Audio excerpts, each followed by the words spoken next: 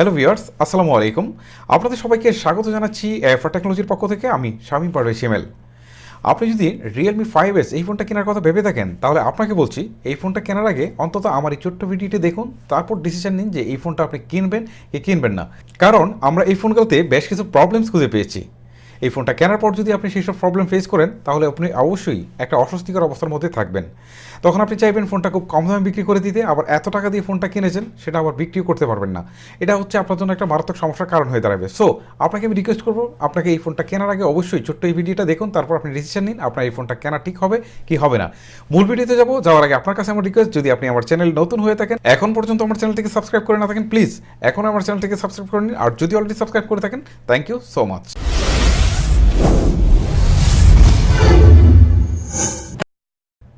Number 1, Realme 5S মূলত একটি plastic বডির ফোন। আমরা জানি যে প্লাস্টিক বডির ফোনগুলো প্রচুর পরিমাণে ফিঙ্গারপ্রিন্ট ম্যাগনেট হয়, যার কারণে খুব সহজেই হাতের দাগ পড়ে যায়। হাতের দাগ পড়ে গেলে কিন্তু দেখতে খুবই বিশ্রী লাগে।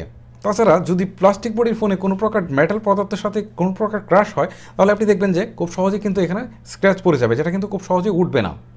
তাছাড়া আরও একটা বিষয় হচ্ছে যে গ্লাস বডিতে যদি কোনো প্রকার দাগও পড়ে বা কোনো কিছু স্ক্র্যাশও হয়, তাহলে সেখানে কিন্তু কোনো প্রকার দাগ পড়ে না। তাছাড়া গ্লাস বডির ফোনগুলো দেখতে অনেকটাই প্রিমিয়াম ফিল হয়, যেটা প্লাস্টিক বডির ফোনগুলোতে হয় না। আর এখানে রিয়েলমি 5S যে প্রাইসে পাওয়া যাচ্ছে, ঠিক একই প্রাইসে কিন্তু পাওয়া যাচ্ছে রেডমি নোট 8, যেটা গ্লাস বডির একটা ফোন, সামনে এবং পিছনে উভয় দিকে কিন্তু গ্লাস বডি, এবং যেটাকে প্রোডাকশন দিচ্ছে কর্নিং গরিলা গ্লাস 5। সো আমার মনে হয় না যে আপনার এই রিয়েলমি 5S কেনা উচিত, কারণ আপনাকে অবশ্যই গ্লাস বডি রেখে প্লাস্টিক বডিতে আসা কোনো মতেই উচিত নয়। এই কারণে এই দিক থেকে এগিয়ে থাকছে Redmi note 8। Number 2, Realme 5S ব্যবহার করা হচ্ছে এইচডি প্লাস ডিসপ্লে, অর্থাৎ 720x1600 পিক্সেলের একটি ডিসপ্লে, যার পিপিআই হচ্ছে 269। আমরা যদি বলি একই প্রাইস রেঞ্জের মধ্যে আরও অন্য কোম্পানিগুলো কিন্তু অফার করছে তার চেয়ে ভালো কিছু, যেখানে full HD plus resolution display offer করছে, সেখানে পিপিআই হচ্ছে 400-এর উপরে। এখানে আমার আরেকটা কথা নোটিসেবল করে বলার দরকার, যেটা হচ্ছে যে আমরা রিয়েলমি 5S এর স্ক্রিন সাইজ হচ্ছে 6.5। তো এই বিশাল স্ক্রিনের জন্য আপনার পিপিআই দরকার ছিল মিনিমাম 400-এর উপরে, যেখানে দেওয়া হয়েছে 269, যার ফলে এই স্ক্রিনটা খুব বেশি শার্প মনে হবে না। আর এখানে আপনি যদি গেমিং খেলতে চান, তাহলে হচ্ছে আপনার এইচডি প্লাসের বেশি আপনি এখানে কন্টেন্ট দেখতে পারবেন না, বা ভিডিও এখানে শো করবে না আপনাকে।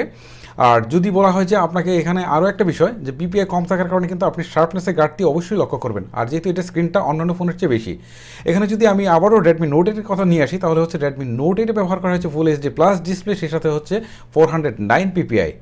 এবং এখানে যদি আমি প্রোডাকশনের কথা বলি, তাহলে এখানে দেওয়া হয়েছে রিয়েলমি 5S-এ দেওয়া হয়েছে কর্নিং গরিলা গ্লাস 3+ প্রোডাকশন। অন্যদিকে যদি আমি রেডমি নোট 8-এর কথা বলি, তাহলে সেখানে দেওয়া হয়েছে কর্নিং গরিলা গ্লাস 5-এর প্রোডাকশন। তো এই দিক থেকে কিন্তু কিছুটা ডাউনগ্রেডে থাকছে রিয়েলমি 5S।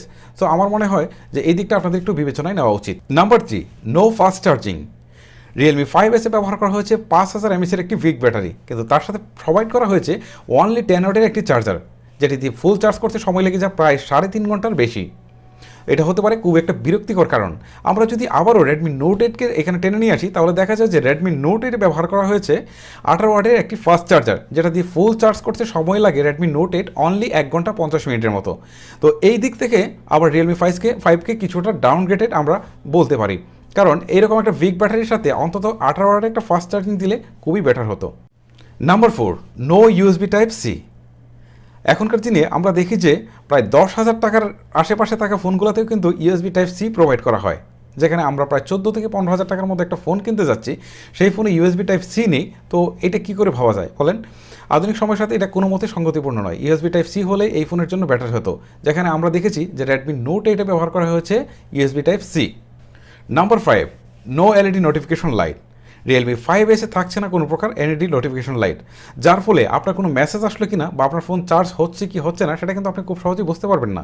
কারণ আমরা দেখি যে ইদানিংকার যত ফোন আছে, ইদানিং লোয়ার বাজেট থেকে শুরু করে একদম ফ্ল্যাগশিপ ফোন, সবগুলোতে কিন্তু এলইডি নোটিফিকেশন লাইট আমরা পাই। যেমন আমরা রেডমি নোট 8-এর কথা আবার যদি টেনে নিয়ে আসি, তাহলে এখানেও দেখবো কিন্তু এলইডি নোটিফিকেশন লাইট রয়েছে।